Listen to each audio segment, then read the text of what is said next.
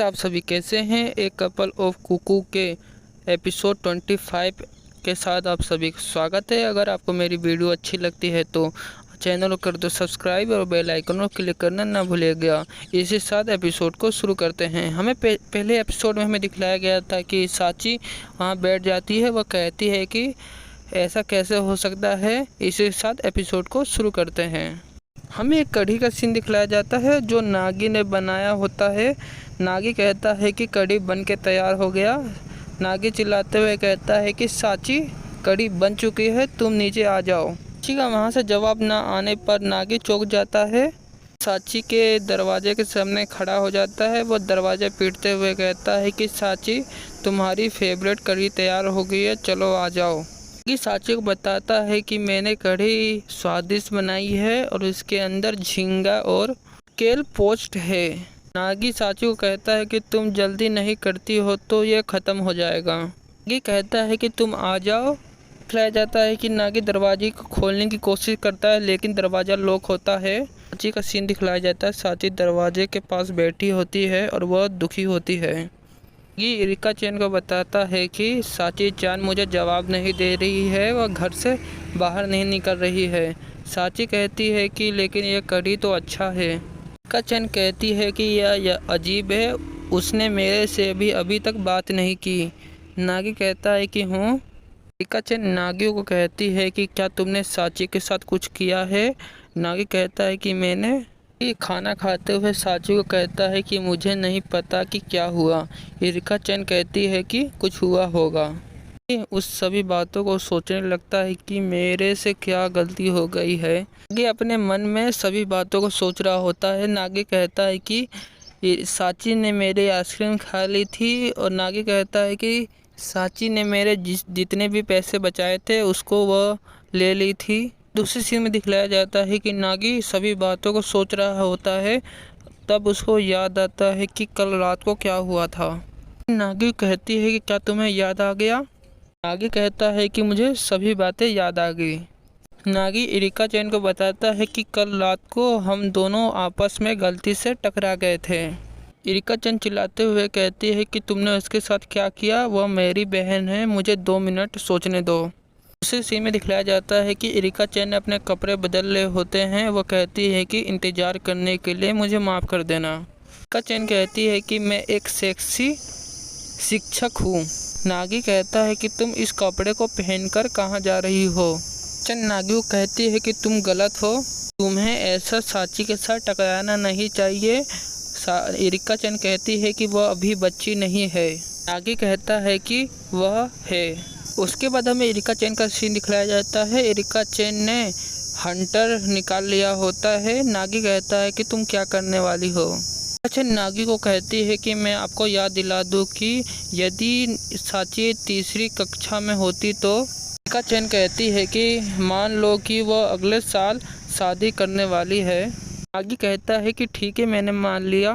चैन कहती है कि तुम यह मान लो कि जब साची मिडिल स्कूल में थी तो मैं उसके साथ रहती थी, लेकिन हमारा खून का रिश्ता नहीं है, तब भी वह मेरी छोटी बहन है। साची नागी को कहती है कि यह सभी बात है जो मैं आपसे बात कर रही हूँ। वास्तव में नागी कहता है कि यह सभी बातों को नहीं समझ पाता है। तो इरिका चैन कहती है कि नागी कुन, तुम सोचो कि तुम अभी साची के साथ स्नान करने जाओ। नागी कहता है कि मैं ऐसा करने के बारे में नहीं सोच सकता।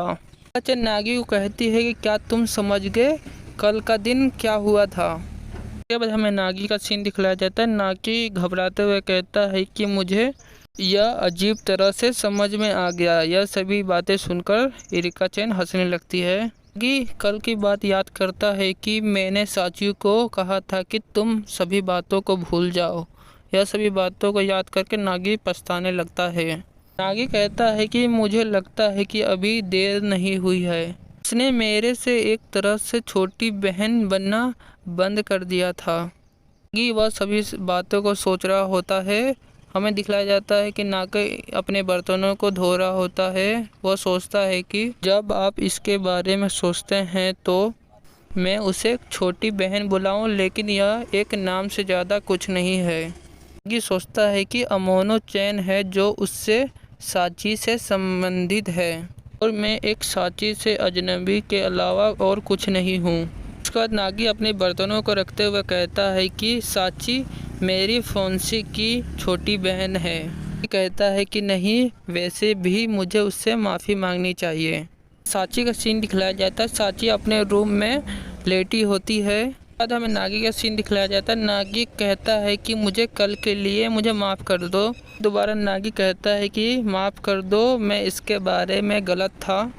साची को कहता है कि मैंने तुम्हें भावनात्मक रूप से ठेस पहुंचाया है। नागी साची को कहता है कि मुझे लगता है कि तुम इसके बारे में मुझे माफ़ कर दोगी। साची का सीन दिखलाया जाता है। साची पिलो पर अपना सर रख देती है और नागी को दिखलाया जाता है। नागी अपने सर झुका के वहीं दरवाजे के बाहर खड़ा होगी। कहता है कि मैंने अपनी पूरी तरह से मेहनत की साची को मनाने के लिए। नागी कहता है कि यहाँ से जा रहा हूँ, तुम मुझे माफ़ कर दी हो तो मुझे रोक देना। हमें साची का सीन दिखलाया जाता है। साची यह सभी बातों को सुनकर थोड़ा सा उठ जाती है। साची दरवाजे की तरफ देख रही होती है। कहता है कि इसलिए मेरा मतलब है कि नागी चिल्लाते हुए कहता है कि तुम अभी भी मेरी छोटी बहन हो, लेकिन मैं आपको आम लड़कियों की तरह बात करने जा रहा हूँ। दूसरे सीन में दिखलाया जाता है कि नागी वहीं खड़ा होता है। साची भी अपने बेड से उठकर गेट के सामने आ जाती है। साची यह सभी बातें सुनकर वहाँ पर शर्माने लगती है। दूसरे सीन में दिखलाया जाता है कि नागी वहीं पर अपना सर झुका के खड़ा होता है और साची जोरदार दरवाज़ा खोलती, जिसके कारण वह दरवाज़ा नागी के सर में लग जाता है और साची कहती है कि तुम रेंगने वाले कीड़े, मुझे भूख लगी है। हमें बाहर का सीन दिखलाया जाता है। साची कहती है कि मुझे कढ़ी डिश दो। नागी कहता है कि साची को कढ़ी दे देता है और कहता है कि तुम इसे खाओ। साची का रूम का सीन दिखलाया जाता है। साची का दरवाज़ा खोलता है, वो इरिका चैन होती है। इरिका चैन साची से कहती है कि क्या आप अभी तक सोए नहीं? साची कहती है कि नहीं, मुझे अभी प्रैक्टिस करनी है। इरिका चैन कहती है कि क्या आप बल्लेबाजी अध्ययन कर रहे हो? साची कहती है कि हाँ। दूसरे सीन में दिखलाया जाता है कि साची अपनी प्रैक्टिस पूरी कर लेती है और वह बेड पर जाकर लेट जाती है। साची कहती है कि मुझे लगता है कि मैं आज रात बच्चे की तरह सो जाऊंगी। उसके बाद हमें दिखलाया जाता है कि साची सो जाती है। हमें इरिका चैन का सीन दिखलाया जाता है। इरिका चैन उसके पास जाकर बैठ जाती है, वह साची को देखती है। उसके बाद इरिका चैन साची के पास जाकर सो जाती है। हमें फ़ोटो में दिखलाया गया है। इसी के साथ ये एपिसोड यहीं ख़त्म होता है।